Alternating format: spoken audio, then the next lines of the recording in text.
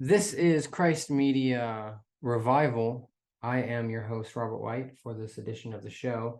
And with me is a special guest. Why don't you introduce yourself? Hey, everybody. My name is Ken Bell. I'm the pastor at Tribe Tallahassee in Tallahassee, Florida. We're a startup church plant. Been open for a little over 6 months now. Cool.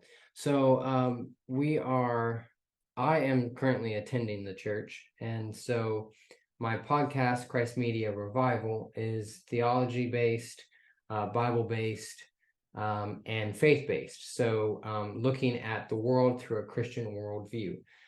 This episode, if you're listening to it, you're listening to it on Christ Media Politics, because right now I don't have a channel dedicated to Christ Media Revival. I will. So this is technically Christ Media Politics featuring Christ Media Revival. But now that I've gotten you thoroughly confused, Ken, before we went live, you were talking about Acts or you were reading from the book of Acts from the Bible, and you were describing what it said. You were reading from it. But go through that. So why were you reading Acts, and then how does that relate to what you were talking about? Well, we came down here to start. We came down here. Maybe we can do that podcast at another time, is how we ended up here. But bottom line, we're establishing this church based on a small principle. We believe in worship, and I believe that there's going to be a harvest, a revival of souls, if you will, through worship. Mm-hmm. And what exactly does that mean, and why do I base that? One of the greatest things that I've ever read in the Bible is that in the entirety of the Bible, there was really only one church meeting in the New Testament.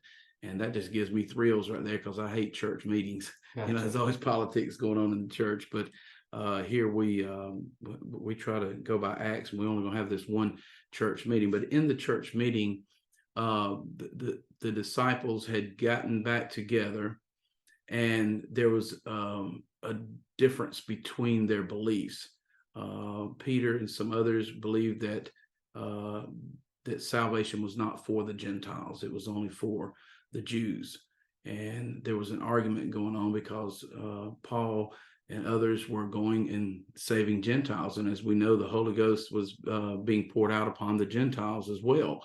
So they got together to say, hey, we need to be in one mind about all this. What shall we do? And this is the end in Acts chapter 15. This is the finality of the decision.